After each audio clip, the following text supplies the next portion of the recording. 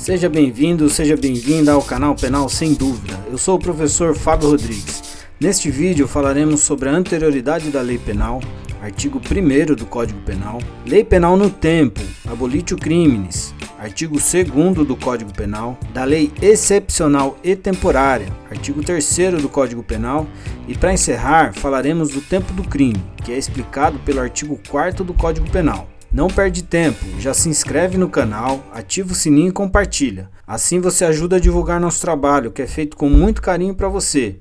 Clica aí que já vamos começar. Nullum crimen sine lege, nulla poena sine crimine. Não há crime sem lei, não há pena sem crime. Esses dois axiomas em latim, eles são o fundamento do artigo 1º do Código Penal. O artigo 1º do Código Penal, ele trata da anterioridade da lei. A anterioridade da lei também é abordada no direito brasileiro como princípio da legalidade ou princípio da legalidade penal. O artigo 1º do Código Penal, ele diz que não há crime sem lei anterior que o defina, nem pena sem prévia cominação legal. Na primeira parte do artigo, não há crime sem lei anterior que o defina, o legislador está determinando que para um indivíduo ser acusado ou investigado e posteriormente processado pelo cometimento de um crime, este crime deve ser previsto em lei anterior ao cometimento do crime, anterior ao fato típico.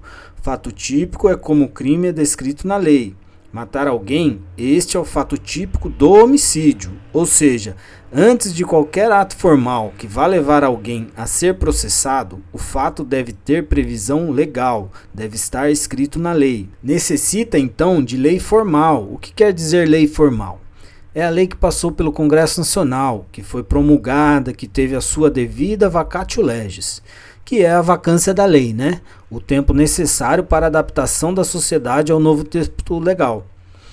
Deve haver, então, uma previsão legal que criminaliza o ato, e quando eu digo uma previsão legal, eu falo em Código Penal, falo em todo tipo de legislação extravagante, que são as leis que tratam de assuntos específicos separadamente do Código Penal, como a Lei de Drogas, por exemplo, que criminaliza o tráfico de drogas, em seu artigo 33, ou o Código de Trânsito, os crimes cometidos no trânsito, né? Então, voltando, deve haver, então, uma previsão legal que criminaliza o ato.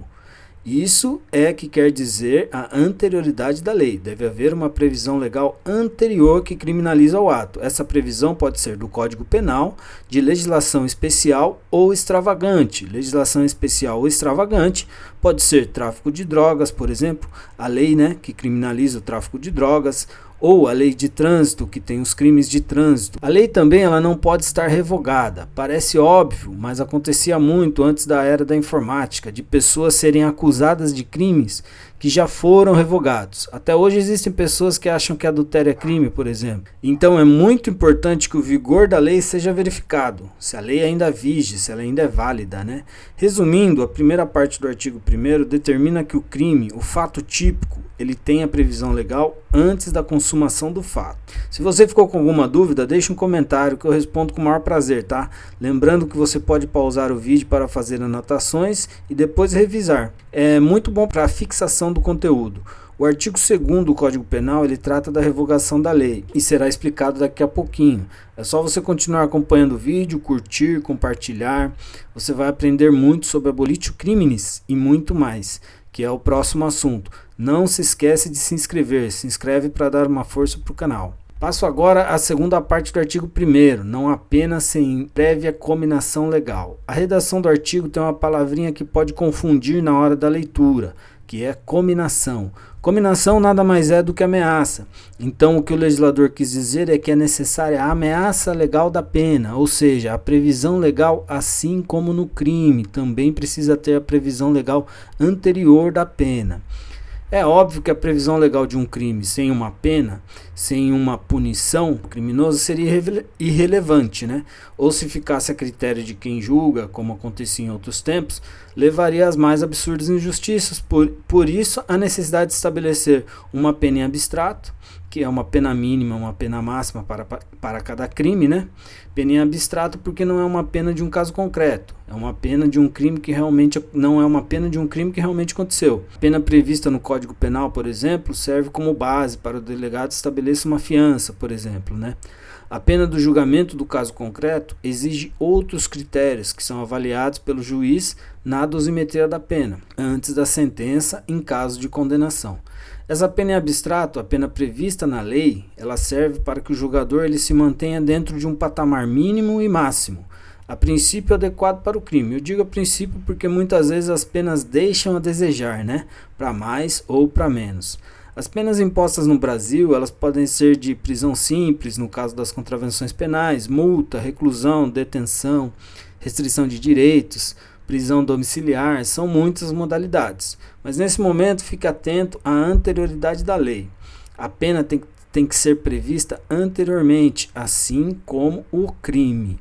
Vamos a um exemplo de crime e pena. O artigo 121 do Código Penal, ele diz o que é homicídio simples em seu caput. O crime é matar alguém. A pena é de 6 a 20 anos. Está previsto o crime, que é qualquer pessoa matar qualquer pessoa, e está prevista a pena mínima e a pena máxima, que é como o legislador, através do Código Penal, ele dissesse ao juiz: excelentíssimo, o senhor pode determinar uma pena dentro desse tempo em abstrato. Isso que o legislador está querendo dizer para o juiz no momento que ele coloca na lei. Neste momento, não se preocupem com o restante do artigo 121. Se você está assistindo esse vídeo, é para entender o artigo 1º do Código Penal, concentre-se nisso. O crime e a pena, eles devem ter previsão legal antes dos fatos acontecerem. Agora passaremos à análise da anterioridade da lei do ponto de vista constitucional. Se você ainda não curtiu o nosso vídeo, curta, compartilhe e inscreva-se. Penal Sem Dúvida é aqui. Não se esqueça de se inscrever e de curtir nosso vídeo. A anterioridade da lei, segundo a Constituição Federal, é tratada lato sensu, quer dizer de modo geral no estudo do direito, como o princípio da legalidade. Então a anterioridade da lei ela é tratada de modo geral, constitucionalmente, né, como o princípio da legalidade. E ainda como princípio da reserva legal também. Vamos estudar esses dois princípios a partir de agora. O princípio da legalidade que o Constituinte previu vai além da anterioridade da lei prevista no Código Penal. Por quê? Porque apesar de ter a mesma redação, o princípio da legalidade, explícito no inciso 39 do artigo 5º da Constituição, tem como função constitucional impedir que injustiças sejam cometidas, que crimes sejam criados ao bel prazer de quem detém algum tipo de poder para prejudicar determinados indivíduos ou classes, como era feito em outros tempos. Então vocês precisam se atentar a isso, tá? O princípio da legalidade ele já existia no ordenamento jurídico antes da Constituição de 1988, porém ele estava no Código Penal. E ele não deixava claro qual tipo de lei pode prever um crime, se era lei ordinária, lei complementar, qual casa legislativa podia elaborar uma lei penal, se era uma Câmara Municipal, Assembleia Legislativa, Senado Federal. Então o princípio da legalidade era apenas a anterioridade da lei, por estar uma lei federal. Desta forma seria possível até revogá-lo. Por este motivo também foi colocado no artigo 5º. O artigo 5º é uma cláusula pétrea, é uma cláusula de pedra. Os direitos individuais previstos no artigo 5º, eles não podem ser diminuídos ou mitigados nos termos do artigo 60, parágrafo 4º da Constituição de 1988, tá? Então, guardem bem isso. O artigo 5º é uma cláusula pétrea. E o princípio da legalidade, ele está inserido dentro do artigo 5º, é um inciso do artigo 5º, então ele não pode ser, em momento algum, ele pode ser diminuído, ele pode ser mitigado. O artigo 1º do Código Penal e o inciso 39 do artigo 5º da Constituição Federal de 1988, eles são abrangidos também pelo princípio da reserva legal. O princípio da reserva legal, ele diz que somente a lei elaborada e aprovada na forma que a Constituição permite pode dizer o que é crime e indicar a penalidade cabível. Então, dessa forma, tem que ser lei federal, aprovada e promulgada no Congresso Nacional. Entendemos então que o princípio da reserva legal determina que algumas normas passem por procedimentos específicos para ter vigência legal. É o caso da norma que trata de crimes e penas. Esse tipo de norma só pode ser aprovado pelo Congresso Nacional. Qualquer casa legislativa fora do Congresso que é o Congresso, é a Câmara dos Deputados e o Senado. Os dois unidos formam o Congresso. Qualquer casa que deliberar sobre direito penal estará elaborando uma norma inconstitucional. Guardem isso, quem legisla sobre direito penal é só a União na pessoa do Congresso Nacional. Cai muito em concurso público. Se você decorar umas 2 alternativas em uma pergunta sobre o tema numa prova, você vai conseguir eliminar. Legislar sobre direito penal é competência privativa da União, na pessoa do Congresso Nacional. Você pode conferir no artigo 22, inciso 1 da Constituição Federal de 1988. Passamos agora à análise do artigo 2º do Código Penal. Se você ainda não curtiu o canal, curte, compartilhe, ative o sininho, divulgue a aula, ajude o canal e outras pessoas a estudarem. Muito obrigado. Não esqueça de se inscrever também, tá? O artigo 2º do Código Penal, ele trata da lei penal no tempo. O que isso quer dizer? Vamos à letra da lei para a gente entender melhor. Artigo 2º. Ninguém pode ser punido por fato que lei posterior deixa de considerar crime, cessando em virtude dela a execução e os efeitos penais da sentença condenatória. Vamos repetir. Artigo 2º do Código Penal. Ninguém pode ser punido por fato que lei posterior deixa de considerar crime, cessando em virtude dela a execução e os efeitos penais da sentença condenatória. Se uma nova lei revogar um crime que já era previsto na legislação, o crime ele deixa de existir e todos os resultados de uma condenação em razão deste crime, eles desaparecem com a revogação. Todos os efeitos da execução e da condenação. Os efeitos da execução é o cumprimento da pena, por exemplo. Se o indivíduo estiver cumprindo pena de qualquer natureza, ele vai deixar de cumprir. No caso de efeitos de condenação, são várias as possibilidades, como a restrição de direitos, e o indivíduo volta a ser primário também, se ele só havia cometido o crime que foi revogado, é óbvio, né? Caso estejam em andamento investigações ou processos criminais em virtude desse delito que foi abolido, eles também serão arquivados e todos os fatos que antes eram tipos penais agora não serão sequer questionados por qualquer autoridade de qualquer natureza. É a conhecida abolitio criminis. A Constituição ela prevê a aplicação da abolitio criminis em seu artigo 5º, inciso 40, com a seguinte redação: a lei penal não retroagirá salvo para beneficiar o réu. O dispositivo constitucional está dizendo que se houver uma nova lei que venha a agravar a situação do réu, ela não será aplicada. Um réu que cometeu um crime que na época do fato a pena mínima era 3 anos e a pena máxima 5, mas quando ele foi julgado já havia uma mudança na lei que aumentou a pena de 4 para 8 anos, essa pena de 4 para 8 anos ela não será aplicada, pois à época dos fatos a pena era 3 a 5 anos. No Brasil é aplicada a teoria da atividade. O crime é considerado consumado com o fim da execução ou tentativa. Então será considerado este o tempo do crime para imposição de pena.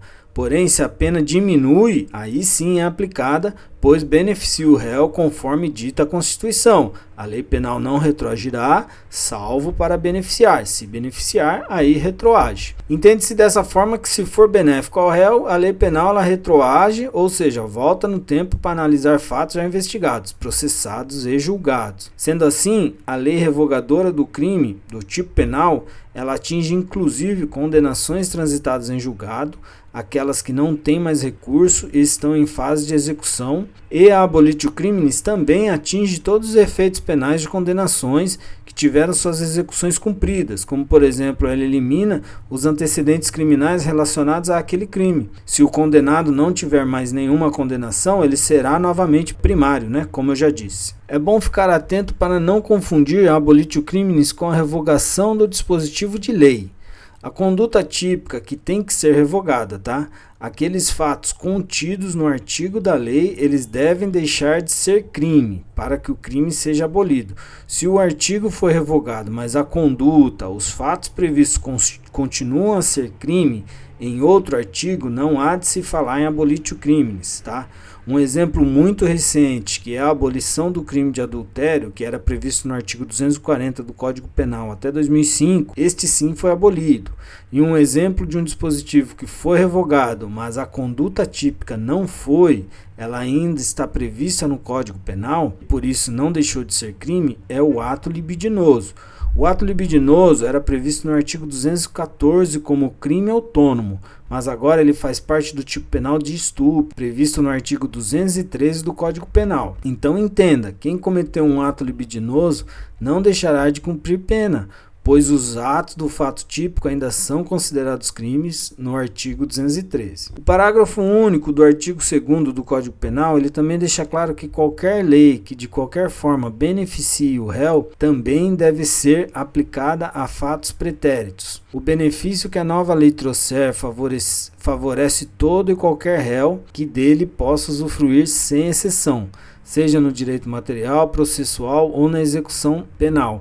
É claro que se deve observar se realmente é aplicável a mudança mais benéfica ao caso concreto, principalmente em se falando do processo penal. Mas a regra geral é essa: se for para beneficiar o réu, sempre retroage. Vamos agora falar da lei excepcional ou temporária, tá? Encerrando o abolitio criminis, vamos falar agora da lei excepcional ou temporária, que ela é tratada pelo artigo 3º do Código Penal. Vamos passar agora para o artigo 3º do Código Penal.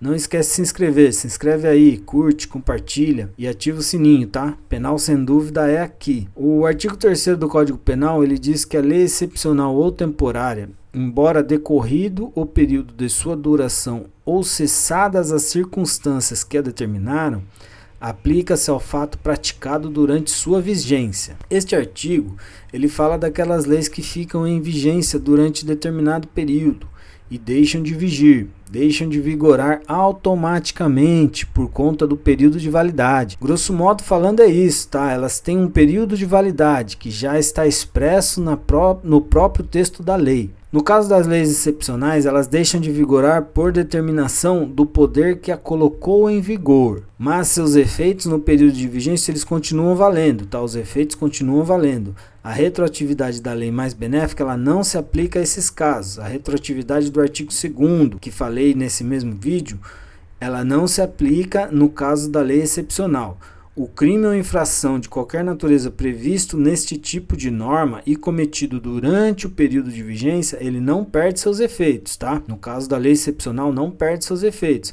Após a validade da lei excepcional, não se aplica abolitio criminis, não é o caso de abolitio criminis. Lei excepcional, pessoal, é aquela que vai vigorar em momentos excepcionais dentro da normalidade do país, em caso de estado de sítio, por exemplo, ou de intervenção federal. Cessou o estado de sítio, cessou a vigência da lei, seus efeitos das decisões, prisões, multas, todo fato praticado nesse período, ele terá suas consequências previstas pela legislação como se a lei antiga ainda vigorasse. Então tudo é válido, tudo continua valendo. A pessoa que teve uma condenação na época dessa lei, ela vai ter que cumprir a pena normalmente após a cessação dessa lei. Ela vai ter que cumprir a pena. A pena não é extinta com a lei. A lei temporária ela já tem um período estabelecido, tá? Ela é um pouco diferente da lei excepcional. Ela já tem um período estabelecido. Ela já chega com data para ir embora. Vocês devem lembrar dos eventos internacionais que tivemos no país há alguns anos.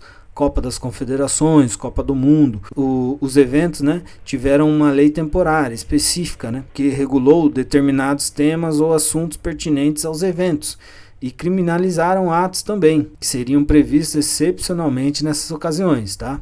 Que foi a Lei 12.663 de junho de 2012. Passarei agora para o artigo 4º do Código Penal, o tempo do crime. Vamos lá, mas antes você sabe, curte, se inscreve no canal, compartilhe. Penal sem dúvida é aqui. Não esquece de se inscrever e de curtir. O artigo 4º do Código Penal, ele disciplina o tempo do crime. A letra da lei é o seguinte: considera-se praticado o crime no momento da ação ou omissão, ainda que outro seja o momento do resultado. Muita atenção, pessoal. Considera-se praticado o crime no momento da ação ou omissão, ainda que outro seja o momento do resultado. O Código Penal ele diz que, conforme o artigo que acabamos de ler, a hora exata em que o agente comete o crime ou se omite diante de um crime ou fato em que tinha obrigação legal de evitar, né? Esse daí eu estou falando no caso de omissão. Ele tinha obrigação de evitar, é a hora da ação, a hora do fato em si, não é a hora do resultado do crime. No homicídio, por exemplo, não importa neste caso quanto tempo a pessoa demorou para morrer. Não é a hora em que a pessoa morre por ter levado um tiro. É a hora em que ela foi atingida pelo projétil. Essa é a teoria da atividade. Gravem isso. Considera-se o tempo do crime o momento da atividade. Cai muito em prova esse assunto e a resposta certa é atividade. Teoria adotada pelo Código Penal, ou seja, pelo direito penal brasileiro, para o tempo do crime é a teoria da atividade. Existem crimes que têm uma análise de tempo diferente, são eles os crimes permanentes e os crimes continuados. Os crimes permanentes são tratados de forma diferente, porque eles se prolongam no tempo. A atividade dura mais tempo e o tempo do crime é todo o tempo da ação, toda a execução do crime, sequestro e cárcere privado, extorsão mediante sequestro, por exemplo. O tempo da atividade não é só o momento do arrebatamento do sequestrado, é todo o tempo em que a vítima permanece em poder do criminoso. Existem casos em que pessoas permanecem sequestradas por anos. Furto de energia elétrica também é outro exemplo.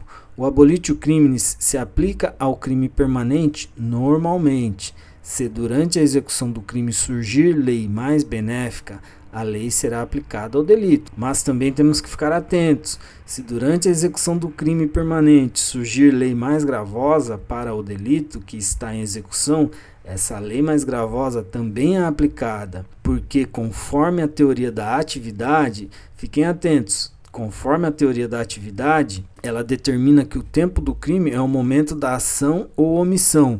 E no caso do crime permanente, a ação se prolonga no tempo. E para que não houvesse mais discussões sobre o tema, o STF ele sumulou isso. Então quer dizer que a ação ou omissão está se prolongando no tempo, no caso do crime permanente e do crime continuado. Então se aplica sim a lei nova mais gravosa, porque está se prolongando no tempo. E o STF sumulou isso, súmula 711 do STF. A lei penal mais grave aplica-se ao crime continuado ou ao crime permanente, se sua vigência é anterior à cessação da continuidade ou da permanência. Então, do mesmo jeito que se aplica o abolitio criminis ao crime continuado e ao crime permanente, também se aplica a lei mais gravosa, sim, tá? O mesmo acontece com o crime continuado, como eu já disse, né? Que é aquele tipo de delito reiterado com o mesmo modus operandi. Isso é o crime continuado. São várias ações, vários furtos, por exemplo, ao longo de alguns meses, sempre do mesmo jeito. O tempo do crime é considerado de todas as atividades. Nesse tipo de crime, sempre analisando o caso concreto, tá, pessoal? Tem que analisar o caso concreto, não é todo fato que pode ser considerado crime continuado. Tem que ter provas de que é um crime continuado, tem todo um processo a ser analisado, tem que ver a acusação do promotor, como vai ser feita, tá? Tem que ver o juiz, como ele vai analisar o caso. Então, para ser considerado crime continuado, é mais complicado que ser analisado o caso concreto. Será considerada apenas uma conduta que terá a pena aumentada de 1/6 a 2/3. Esse tipo de delito também tem um tempo de crime diferente e se aplicam as mesmas regras do crime permanente. O crime continuado ele tem um artigo só dele, tá? Que está no Código Penal, que é o artigo 71. Muito obrigado por assistir o vídeo até o final. Não esquece de se inscrever, de curtir, acionar o sininho e compartilhar. Você vai ajudar o canal e a outras pessoas a estudarem também. Forte abraço, fé e determinação sempre.